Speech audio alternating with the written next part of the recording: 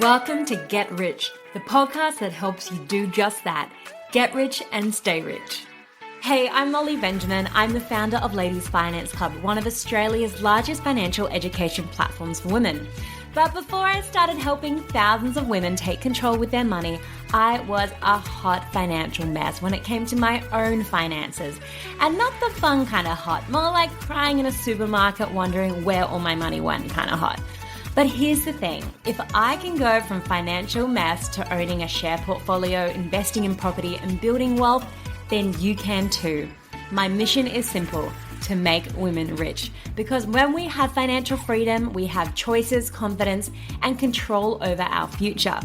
Every week on Get Rich, I sit down with some of the best experts in the industry to break down how we can all start investing, growing our money, and creating long-term financial security without the jargon, boring bits, or overwhelm. Because when women get rich, we don't just change our lives, we change the world. So if you're ready to start making some smart money moves, hit that subscribe button and let's get rich together. Hey ladies, welcome to another episode of Get Rich. This one's a bit of a different one. I'm actually going to be sharing with you a little bit about my story and why I started Ladies Finance Club and how it came to be. So it feels a little self-indulgent, but I've had quite a few people ask me if I would actually share. So I thought, why not? So this is it. I hope you enjoy it. And if you've got any questions, please reach out. And I just wanted to also say our online property summit is coming up on the 21st of November. It's going to be an awesome day. Even if you can't make the whole day, sign up and you'll get all the recordings. But yeah, let's dive into it. I don't know why I'm nervous. Okay, I'm doing this. I don't know why I'm nervous, but what I wanted to do in today's episode was actually share my own story about how I was with money, my transformation. Well, it's still a work in progress, but it's a lot better than what it was, very much so. What kind of prompted me to start Ladies Finance Club, how that started, and then just some really practical things you can do if you're listening and you're like, Molly, I am like you. I am a financial hot mess. Help me. So, where do we begin? Okay, let's start maybe like when I first started earning money. So I was working again for a bank in Queensland. It was my first job I got out of university. And at uni, we're always broke, right? We are, well, some of us are.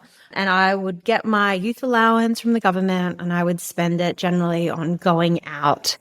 I was very fortunate that my parents were helping me with pay for my college, and then I was putting everything else on like HEX. Anyway, so we were always just broke at college and it was almost like a joke. Be like, oh, I'm so broke.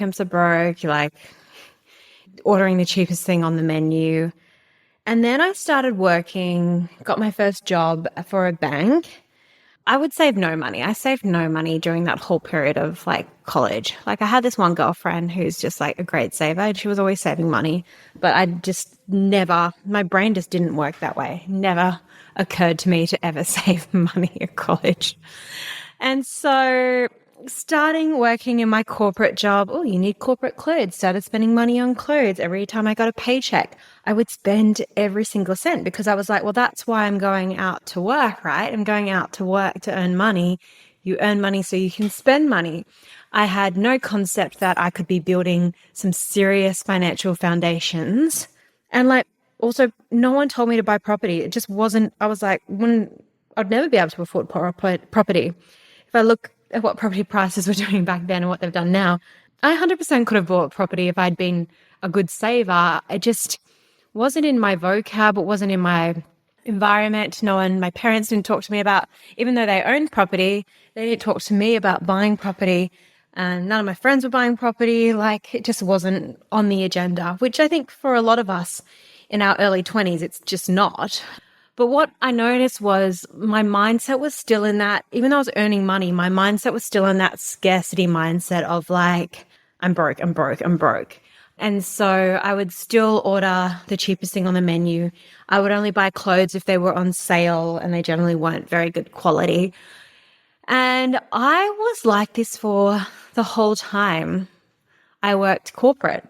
Every paycheck, boom, texting the girls, let's go out for drinks. And if I looked at my bank statements, I could see exactly where my money was going. It was literally going on clothes, going out, yeah, dinners and drinks and brunches. And then it wasn't until I decided that I wanted to go to London and move to London that I, for the first time, started saving a little bit. I was fortunate in the sense that I did like shares and I didn't quite get them, but I was still buying. I was putting a little bit of money aside for shares, prompted by my parents, which I'm grateful that for them that they did that, because that was literally the only savings I had.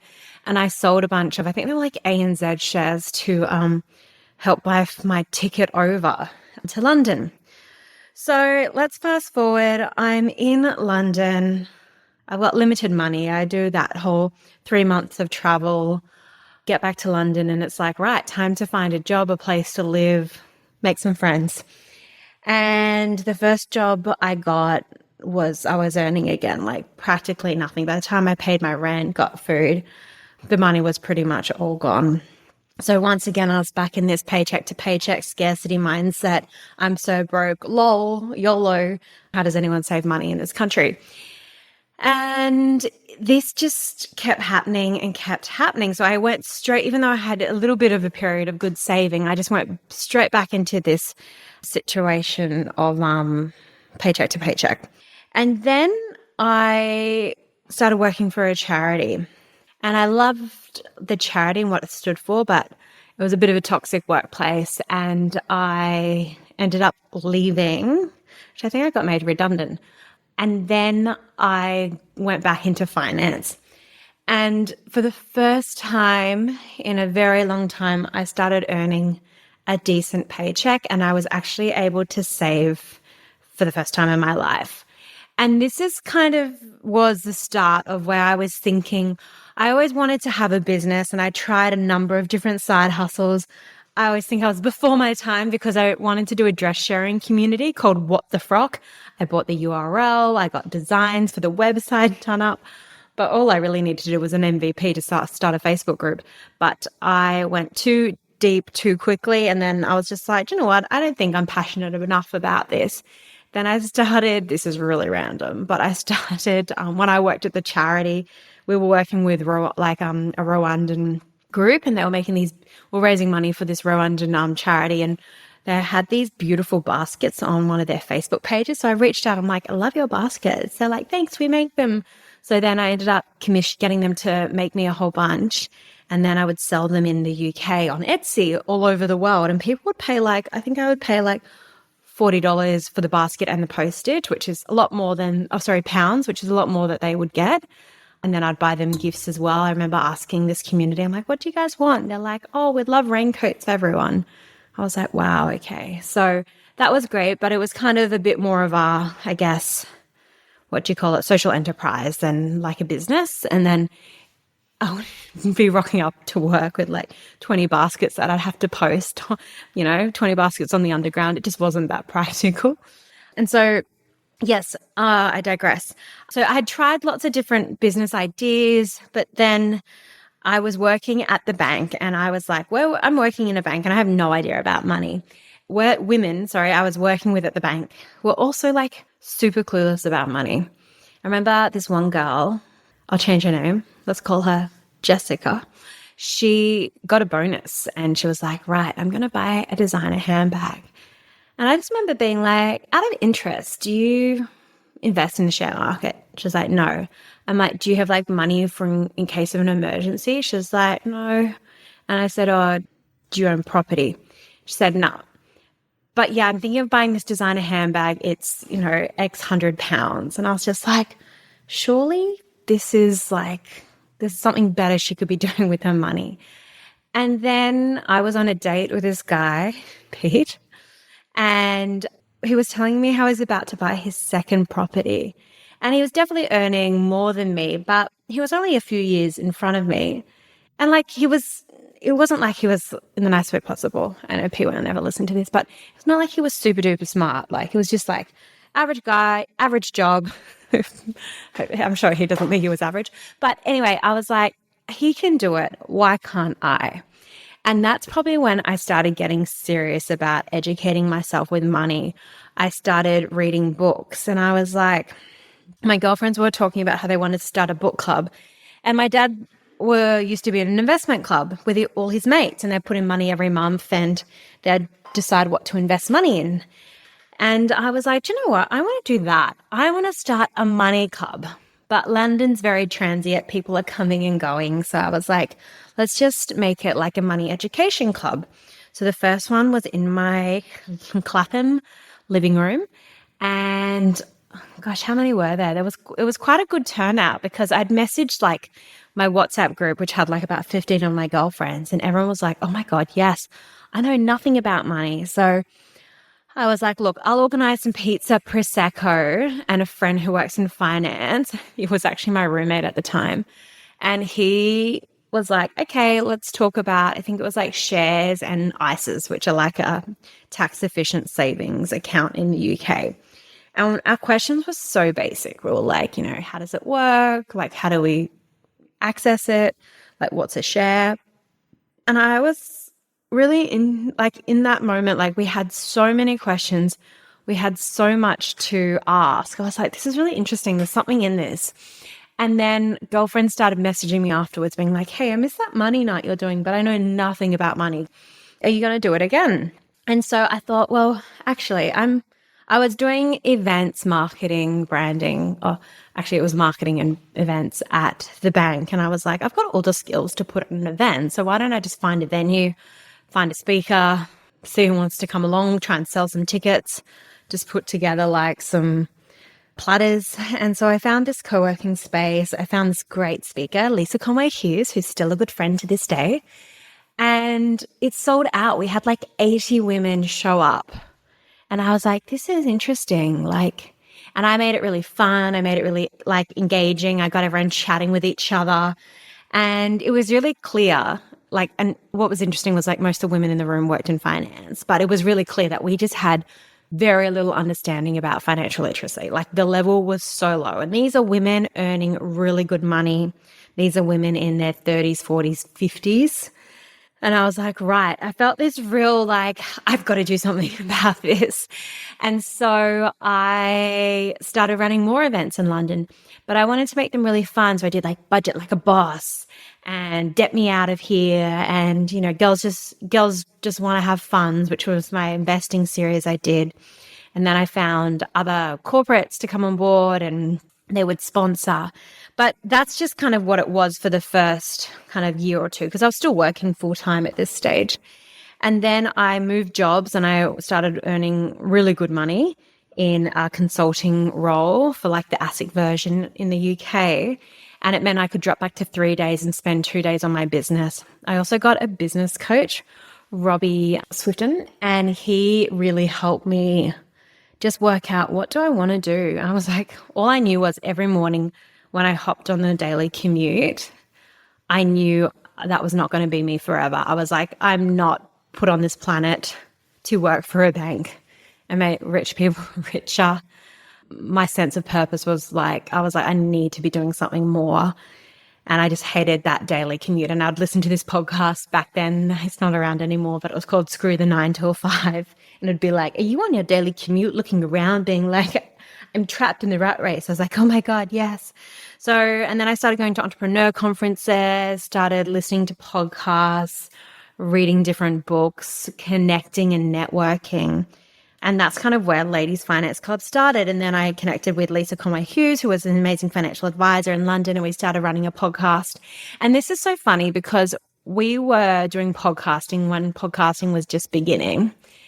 And I checked our stats one day and I think we'd had like 100,000 downloads. And I was like, oh, that's nothing.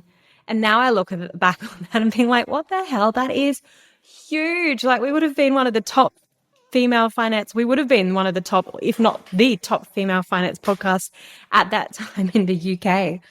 Anyway, I digress. So then while I was learning and putting on these events, I was applying all that knowledge to my life. So I was growing my emergency fund. I was building my share portfolio. I was just understanding the world of finance. And what I noticed was a lot of the people I was working with and experts, They were really good at, I guess, complicating finance. Like they were so into it. So I'd be like, could we just say this instead? And they'd be like, oh, yeah, that works. So then I guess this is where I should put a little trigger warning in because it does get a little bit, I'm going to be mentioning cancer here. But it was 2018 and I get a call from my sister, and my sister is Bryony Benjamin. She's amazing. She's my best friend. She's 18 months older than me. I have a twin sister as well who's based in Canberra, but Bri was in Sydney at this time working for Mamma Mia, the women's network, headed up by Mia Freeman, the awesome Mia Freeman. And she was like, hey, Mo, do you have time to chat? So I called her back. And Mum was on the line with her as well. And I was like, that's a little strange. Mum's there because we're from Queensland originally. Mum should have been on the Gold Coast. And so she tells me they've seen a specialist and what they thought was a virus was in fact stage 4 blood cancer. And I was actually walking to work and Mum's like, and we've called your best friend Claire, so she's going to come over to your house right now and meet you there. So I just turned around. I was only like 5 minutes from home.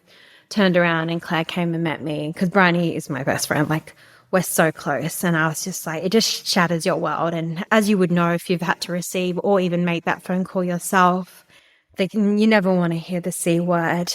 And like her little voice broke and she was like, I'm going to lose all my hair. And I was just like, oh my God, like I need to be there for her. And so I very quickly was able to organize. I was going home anyway for Christmas, but I was able to organize a flight home a little bit earlier and be there for the day. She started her egg freezing and then chemotherapy.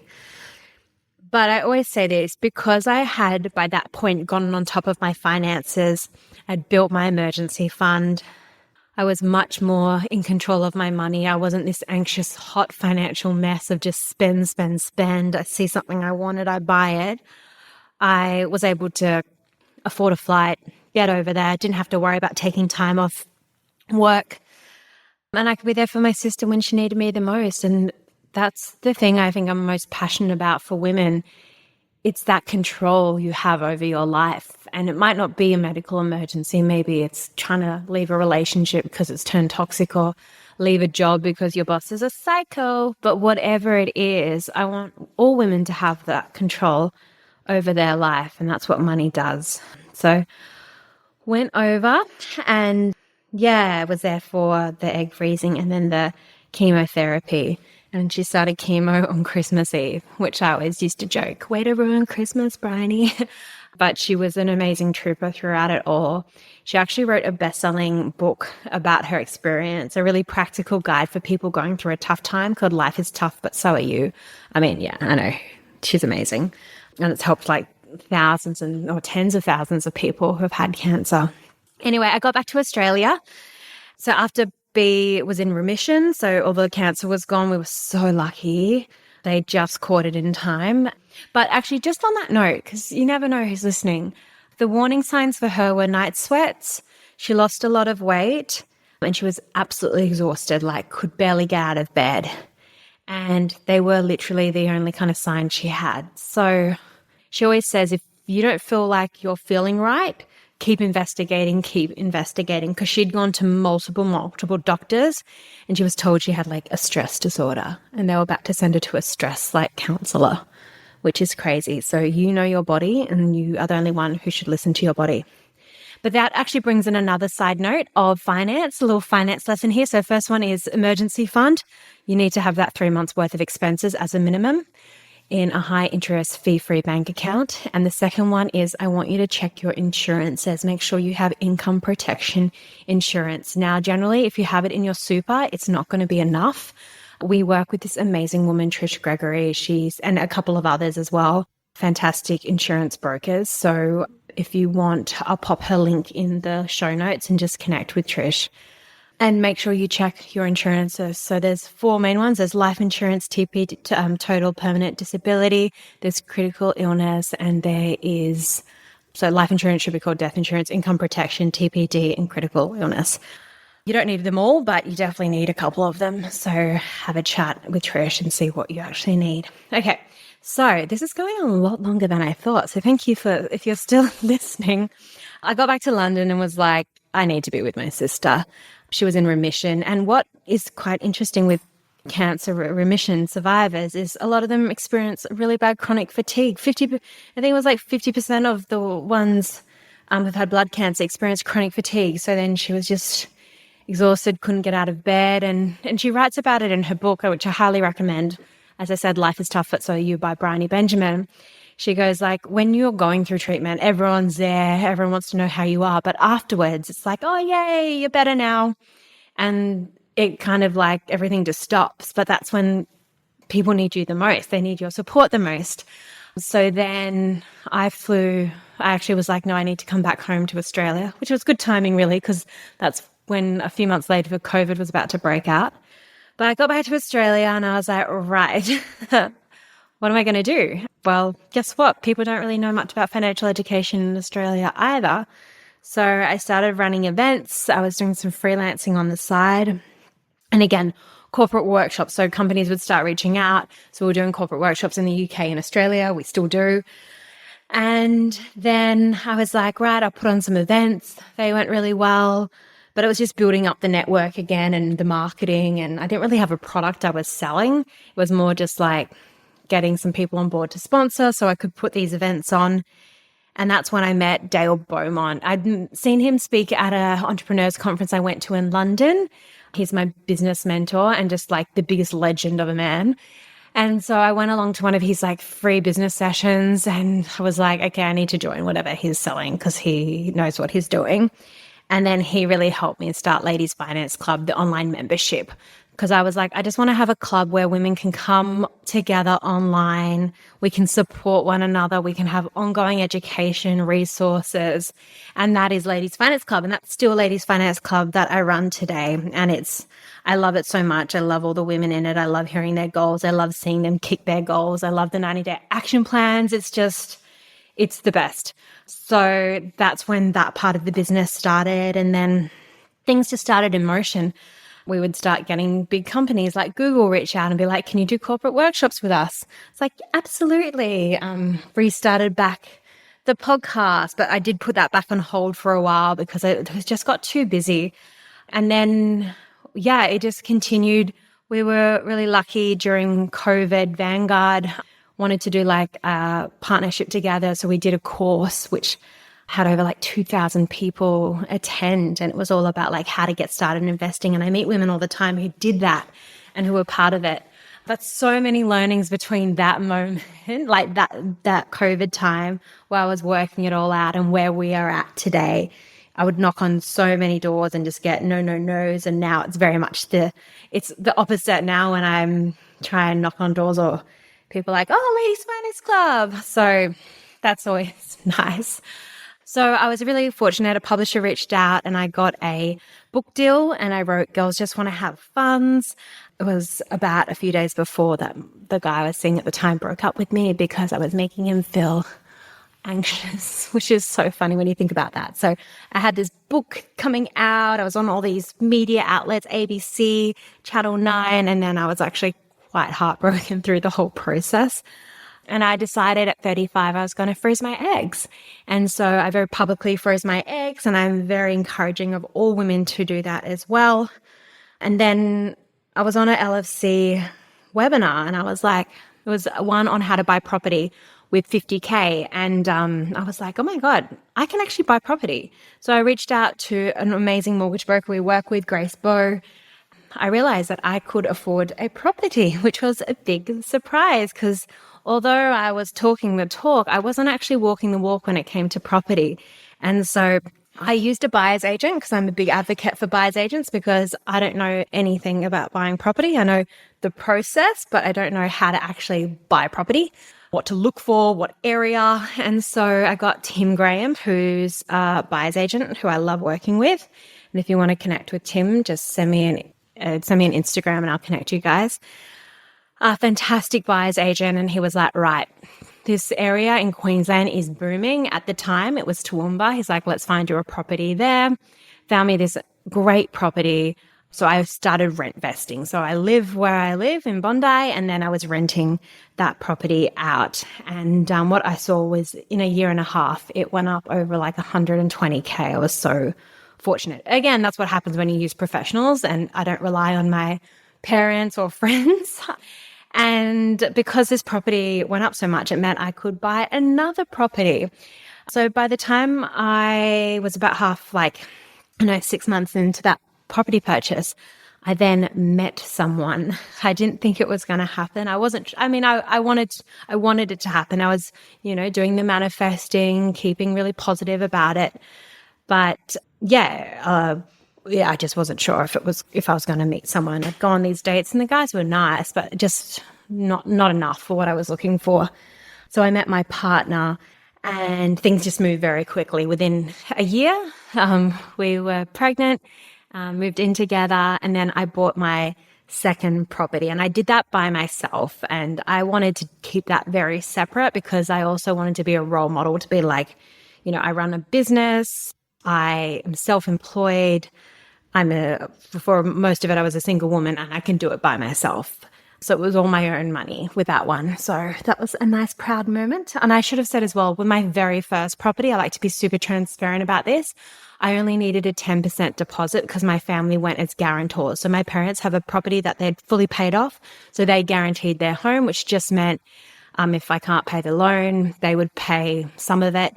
And so 90,000 of my overall loan was guaranteed against their house.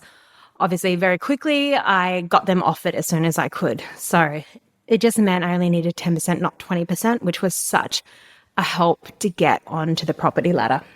Anyway, that kind of brings me back to today. So now I am planning my maternity leave, but I'm always looking at how can we make Ladies Finance Club bigger and better.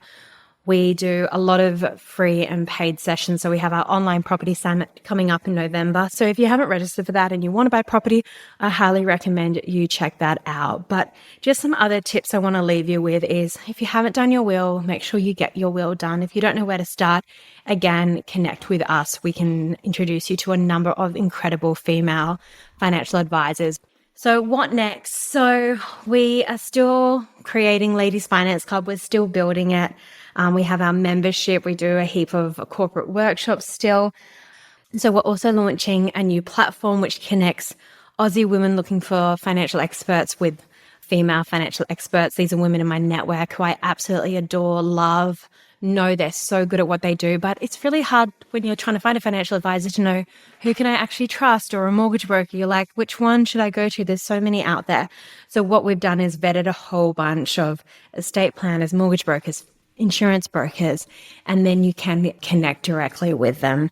So that is going to be coming out live very soon, which is going to be super exciting. But all I want to say was thank you for listening. Thanks for being part of our community. We always love to connect with women. So if there's any part of this story you want to learn more about, or if you want to share your own experiences, I love hearing from you. So just shoot me an Instagram message. But thank you. I'm going to wrap up now because I realize I've been talking for actually quite a long time. And we're about to start our investing program, Zero to Investor. So I've got to jump onto that. But thanks for listening and thanks for being part of this community. And please reach out if you need to be connected with an expert, if you want to learn how to buy property, if you want to learn how to invest, if you want to learn how to budget. We are all about it. So we know that women live longer, we earn less, we're more likely to retire into poverty. We need to keep the conversation of money going. Women are just as good with money as men. We actually make even better investors. So you can totally do this.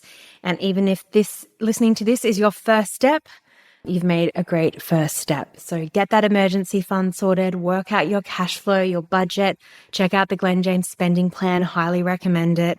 Get your insurances sorted, get that will done, and make sure you know where your super is, what it's being invested in. You can just call up your super fund and ask them. All right, that's all from me. Thanks for stopping by and listening, and I look forward to hearing back from you soon. Bye.